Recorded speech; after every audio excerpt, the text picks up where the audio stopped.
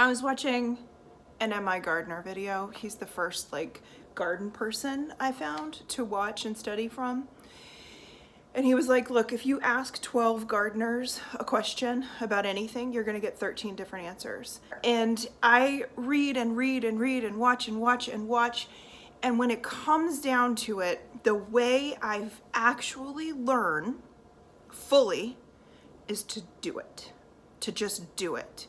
Like, I learned so many techniques of how to grow a carrot. You know what worked for me? Ignoring them. Just ignoring them. Planting them, walking away, coming back and being like, whoa, months later. When I was like really being in it, it was a failure. I couldn't grow a carrot, couldn't grow a beet, couldn't grow any root really. Here's why I think people don't winter sow. Because they don't know what they're getting. When you sow and start your seeds indoors, you know what you're getting because you're seeing those sprouts come up. When I plop something in a milk jug, tape it up, throw it outside in my yard in February and don't open it again till April, I don't know how many cabbages I'm getting. I don't know how much broccoli I've got. It's a big mystery and a big surprise. That's kind of fun. I like the idea.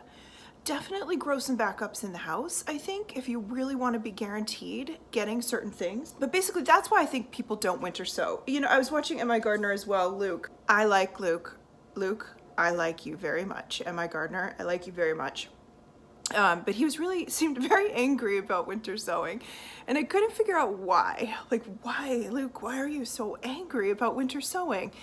And I'm not sure I still have my finger on it. But it's like anti-planner, anti-gardener. It's like rebel gardener's way of gardening, really. And that works for me. I like this idea. I'm excited about it. 1, I don't have grow lights. 2, I have a kitten. Enough said. 3, not a ton of space in windows. Here we go. Let's winter sow. You learn the technique. It's very simple. Milk jugs, salad containers, fruit containers, whatever. You get your tape, you get your box knife, you get your labels, you get your dirt. When you watch all these videos, you're gonna hear people say, don't use seed starting mix. You're gonna hear people say, don't use just plain potting soil. You're gonna hear people say everything. And again, it's the 13 different answers from 12 gardeners, right? Because that's what worked for them. So I don't know what's gonna work for me. I'm gonna do half seed starting mix and half potting, just a normal potting soil. Both organic, pretty fluffy here. I'm gonna add some water. I'm gonna moisten this before I put it in my containers. And then I'm just going to start picking things to plant. I think I'm gonna plant almost all of my flowers and my perennials this way. I'm going to start right now, today, I'm going to do cabbage, broccoli, and onion. And I'm also gonna start some of those inside too, so that I got a little of everything. If this method works for me, it means that I won't be doing the hardening off process that I had to do on everything last year. And that was the hardest part for me because I keep everything up here and then we have the sun porch and then the stairs downstairs. So I was either putting everything on the stairs, setting up a table downstairs, up and down and all around, and things just it was messy. It was messy. I did not like the hardening off part of it. I don't think any gardener actually likes the hardening off part of it. So if I can skip that step with winter sowing, I'm gonna be thrilled. Things that I'm not gonna have enough time to grow if it doesn't work, I'm gonna make sure that I start some inside. Like I'm definitely starting onions inside and I'm definitely starting onions outside. I also have onions that I have overwintered that are in the garden because I just wanted to see what would happen. I have leeks and I have spring onions just to see. Who knows? I don't know. And again, we don't know until we do it. We got to try it. Like I left carrots in the ground. I left beets in the ground. They may be for nothing. I have no idea.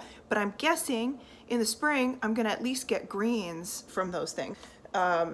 We shall see. Make sure you have plant labels Make sure you have a really good waterproof marker. I get these with labels sometimes and I just keep them. I've got 1, 2, 3, 4, 5 milk jugs. I've got a lettuce container, a strawberry container, and 2 plastic cookie containers. So I'm just going to be starting with that. My sister's gonna bring me water jugs, so then I'll have more. And my hope would be that I can reuse these year after year if I can find a really good way to store them. Okay. The Rebel Gardener. The only way I am ever going to know how it works for me is to do it. This is a planting mat. It's the most fabulous thing I can possibly tell you. It holds the dirt. You can place the water right in there, and I can just mix the soil right in here on this mat. See, it's very flexible. This would be great for like kids playing Legos or something like that.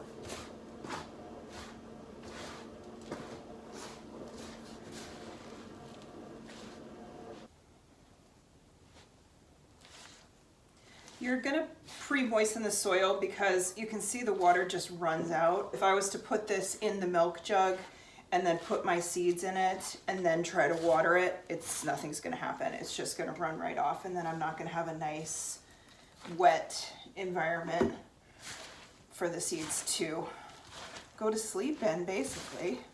Coffee break. Next step, cutting everything. What you're gonna do is cut it so that you've got a hinge. So this part is gonna stay attached. Hinge.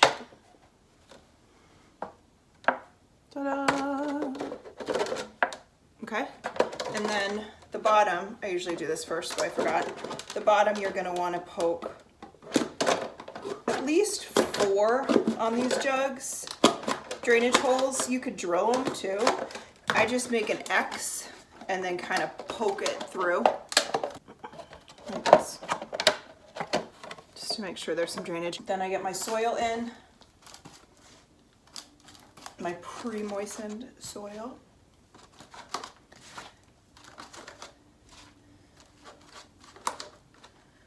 Fill that up. Gonna wash my hands.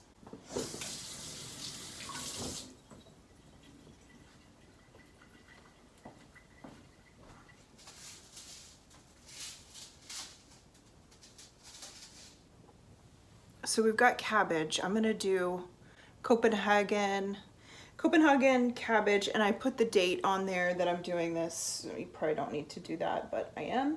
I'm gonna tuck that in there. I've got my seeds. You could read the thing, or you could just do whatever you want because we're rebel gardening right now, so just gonna do whatever I want. You basically know how deep to plant something based on the size of the seed. So if it's a tiny little seed, you're usually not going more than 1/4 inch deep. It's good to know, like if you have a surface sowing of anything, poppies you can just throw out. So here are the tiny little seeds, and I'm going to probably be planting way more than I should. I'm going to take some of the soil that's dry and just scatter that on top because I will be watering this again. But if I use this clumpy soil, it's not as easy to scatter. So we've got that. Close it up. Duct tape. And then we are just going to close the container. It's literally as simple as that. I hope it's as simple as that. I'll find out, right? I will write Copenhagen cabbage on the outside. I hear my chicken. I'm hoping they didn't escape. Copenhagen market cabbage. Okay. Winter sowing. I just think it's never good when you can hear your chicken making like crazy noises outside. What did I want to show you? I wanted to show you this. This is a tub of greens that my family begged me to buy. Do the same thing, make drainage holes like this without piercing ourselves in the heart. There's a parenting book called Parenting with Love and Logic. I feel like this is gardening with love and no logic. Just do it. Just go ahead and have fun and do it. All right, I don't want to go too deep here. This is a deep container. Can you even see? There you go. Okay. All right, so I'm gonna go get some onion seeds. This is Patterson F1. That means it's a hybrid. And should have about 250 seeds in here. They're so tiny. And this is what I'm hoping will be my like storage onion crop. I'm going to plant a lot of these in this container. I'm gonna put a lot of hopes on this little greenhouse I'm making here. And again, I'm not putting these in rows. I am just scattering more seeds than you would think to plant, because these are all going to be pricked out.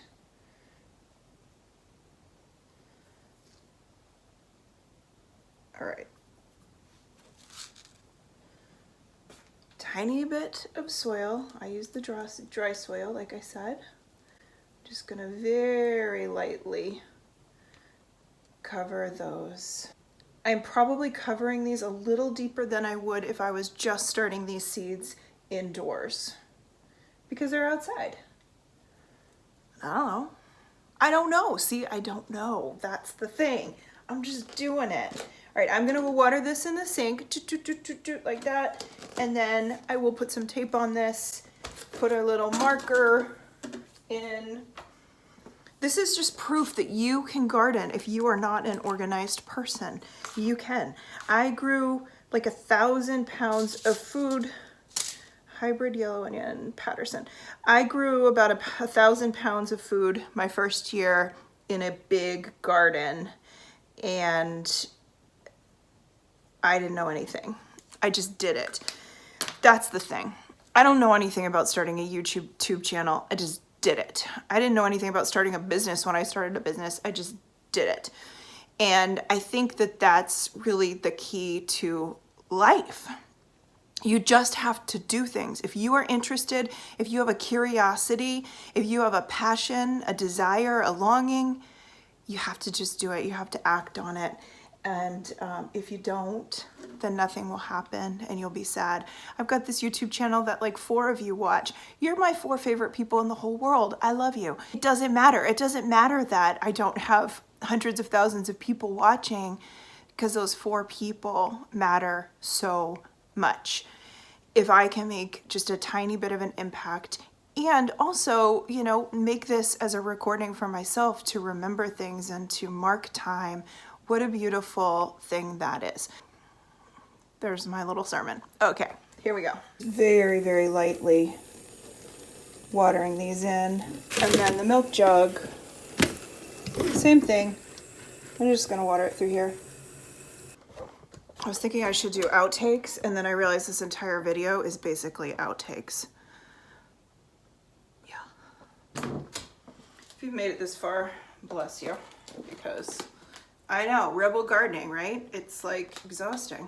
So what else? Why else might you not want to winter sow? I was thinking, one, you have a really short growing season. This may not be great for people who live in a zone 3. I'm in 6A. It seems like ideal for people 5, 6, and then maybe 4, 7 as well. You're trying to pack in as much as you can, and you want to give those plants just a super head start, and you're using grow lights and you're using your house and heating mats and things like that. That's really important. The other thing is like production. If I need high production, I'm gonna need to know like how much broccoli I'm growing, and throwing it in a few milk containers probably is not a safe bet for me if I'm going for production. So that's kind of what I'm thinking. And definitely for the rebel gardener, let me tell you quickly my philosophy on growing food. I do not feel like I need to grow broccoli to eat all year from my freezer. I just don't. I like to miss things. Like, I listen to my family. I buy them their celery, their raw celery, rather than pulling out my frozen celery from the freezer that I grew, that I cook with. But I have no idea what I was saying. Oh, okay. My philosophy on growing. I don't need to have the food all year. It's not important to me. I like to miss things. The next one is that I like to try new things. I don't need to know that I have 50 broccoli plants of one kind of broccoli. We're trying like spigariello, which is the broccoli leaves, because we actually prefer the leaves. I'm trying a magic broccoli. I'm trying all different things to see, hey, what do we like? I'm not into predictable gardening. If I grew a cucumber last year, I pretty much probably don't want to grow it again this year. I want to try new things. I love experimenting. I love trying new foods. My family likes trying new foods, most of them. Not all of them. That's kind of the fun for me, is what can we eat in season? What are we able to store in some sort of like cold storage, even though I don't have an official cold storage? What can I ferment? What can I can? What can I freeze? But I certainly don't need to have those supplies all year. I have no intention of eating zucchini all year round. I am very happy to eat zucchini in bulk, in just give me all the zucchini in the summer, and then do things like freeze some zucchini bread or a few zucchini boats for a quick meal, that kind of thing. But I want to look forward to it. I want to not have had zucchini for a couple of months, a few months, so that when it's growing, I'm not saying, oh, I just finished the last bag in my freezer. Now that's me. Not everybody feels that way. A lot of people like to eat certain foods all year long. That's just not what I need. Winter sowing seems to be a great way that I can try out a ton of new things.